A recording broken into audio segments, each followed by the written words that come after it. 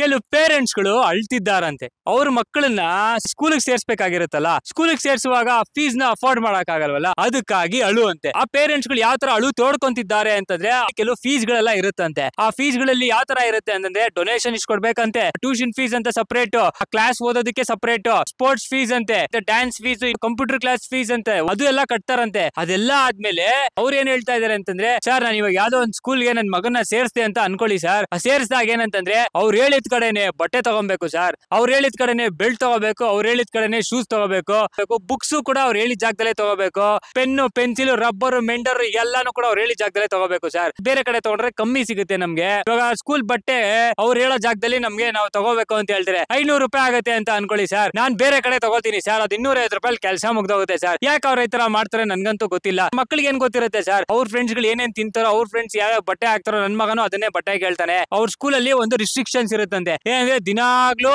ಮಧ್ಯಾಹ್ನ ಇಷ್ಟು ಅಂತ ಸಪರೇಟ್ ಬೇರೆ ಬೇರೆ ತರದ್ದು ಫ್ರೂಟ್ಸ್ ತಗೊಂಬಂದ್ ತಿಂತಾ ಇರ್ಬೇಕಂತೆ. ನಾನು ಏನ್ ಸರ್ ಮಾಡ್ಲಿ, ನನ್ನ ಸ್ಯಾಲ್ರಿ ಬರೋದೇ 20,000, ಅದ್ರಲ್ಲಿ ನಾನು ಅವನ್ಗೆ ಬರೀ ಸ್ಕೂಲ್ ಗಳಿಗೆ ಕೊಟ್ಬಿಟ್ರೆ ನಾನು ಎಲ್ಲಿ ಹೋಗ್ಲಿ, ಏನ್ ಮಾಡಕ್ ಆಗಲ್ವಲ್ಲ, ನಮ್ ಕಷ್ಟ ಆಗುತ್ತಲ್ಲ ಸರ್. ಮತ್ ನಾನು ಅದಕ್ಕೆ ಒಂದ್ ಪ್ರಶ್ನೆ ಕೇಳಿ, ಯಾಕಪ್ಪ ಅಂತ ದೊಡ್ಡ ದೊಡ್ಡ ಸ್ಕೂಲ್ ಸೇರ್ಸಿ, ಸರ್ಕಾರಿ ಶಾಲೆ ಇದೆಲ್ಲ ಅಲ್ಲಿ ಸೇರ್ಸಪ್ಪ ಅಂದ್ರೆ, ಇಲ್ಲ ಸರ್ ಆ ದೊಡ್ಡ ದೊಡ್ಡ ಸ್ಕೂಲ್ ಗಳಲ್ಲಿ ಸೇರಿ ಅಟ್ಲೀಸ್ಟ್ ಸ್ವಲ್ಪ ಇಂಗ್ಲಿಷ್ ನಾಲೆಜ್ ಆದ್ರೂ ಬರುತ್ತೆ. ಗೌರ್ಮೆಂಟ್ ಸ್ಕೂಲ್ ಗಳಲ್ಲಿ ಸೇರಿಸಿದ್ರೆ ಬರೀ ಕನ್ನಡ ನಾಲೆಜ್ ಮಾತ್ರ ಇರುತ್ತೆ, ಅವ್ನಿಗೆ ಬೇರೆ ಬೇರೆ ತರದ ಜ್ಞಾನನೇ ಇರಲ್ಲ, ಬರೀ ಇಲ್ಲಿ ಅಲ್ಕೊಂಡೆ ಓಡಾಡ್ಕೊಂಡಿರ್ತಾನೆ. ಶಾಲೆರಕ್ಕೆ ಅದು ಇಂಗ್ಲಿಷ್ ಸ್ಪೀಕಿಂಗ್ ಕೋರ್ಸ್ ಅಂತೆ, ಅದನ್ನು ನನ್ನ ಮಗನಿಗೆ ಆಲ್ರೆಡಿ ಸೇರ್ಸ್ಬಿಟ್ಟಿದೀನಿ. ಅವ್ನು ಇನ್ನು 2ನೇ ಕ್ಲಾಸು ಸರ್. ನಾವು 10ನೇ ಕ್ಲಾಸ್ ಅಲ್ಲಿ ಏನೇನ್ ಮಾತಾಡ್ತಾ ಇದ್ವಾ ಇಂಗ್ಲಿಷ್, ಅದನ್ನ ಇವಾಗ 2ನೇ ಕ್ಲಾಸ್ ಅಲ್ಲಿ ಅವ್ರಿಗೆಲ್ಲ ಹೇಳ್ಕೊಡ್ತಾ ಇದಾರೆ ಸರ್. ನಮ್ಗೆ ಇವಾಗೆಲ್ಲ ತಲೆ ಕೆಟ್ಟೋಗಿದೆ. ನಾವುಗಳೆಲ್ಲ ಸ್ಕೂಲ್ ಅಲ್ಲಿ ಓದುವಾಗ ಅಷ್ಟೊಂದೆಲ್ಲ ಫೀಸ್ ಅದೆಲ್ಲ ಇರಲಿಲ್ಲ ಸರ್. ಒನ್ ಟೈಮ್ ಫೀಸ್ ಕಟ್ಬಿಡ್ತಾ ಇದ್ವಿ. ಈಗ ಹಂಗಲ್ಲ ಸರ್, ನಾವು ಒನ್ ಟೈಮ್ ಏನ್ ಫೀಸ್ ಕೊಡ್ತಾ ಇದ್ವು ಅದು ತಿಂಗಳು ಫೀಸ್ ಆಗೋಗ್ಬಿಟ್ಟಿದೆ. ಇವಾಗ ಡೊನೇಷನ್ ಏನೇನೋ ಕೇಳ್ತಾರೆ ಸರ್ ಅಮೌಂಟ್. ಒಂದೊಂದ್ ಸ್ಕೂಲ್ ಅಲ್ಲಿ ಒಂದೊಂದ್ ತರ ಅಮೌಂಟ್ ಕೇಳ್ತಾರೆ ಸರ್. ನಾನು ಒಬ್ಬ ಬಡವ, ಅದೆಲ್ಲಾ ಸ್ಕೂಲ್ ಇದೇ ತರಾನೇ ಮಾಡ್ಬಿಟ್ರೆ ನಮ್ಮಂತ ಬಡವರೆಲ್ಲ ಎಲ್ಲ ಹೋಗ್ಬೇಕು. ನಾವೇನ್ ಮಾಡ್ತೀವಿ, ನಮ್ಮ ಮಕ್ಳು ಚೆನ್ನಾಗಿರ್ಲಿ, ನಮ್ಮ ಮಕ್ಳು ಚೆನ್ನಾಗಿ ಓದ್ಲಿ ಅಂತ ಅನ್ಬಿಟ್ಟು ನಾವೇನೋ ಒಂದ್ ಸ್ಕೂಲ್ಗೆ ಸೇರ್ಸಾಕ್ ನೋಡ್ತೀವಿ. ಬಟ್ ಇಷ್ಟೊಂದೆಲ್ಲ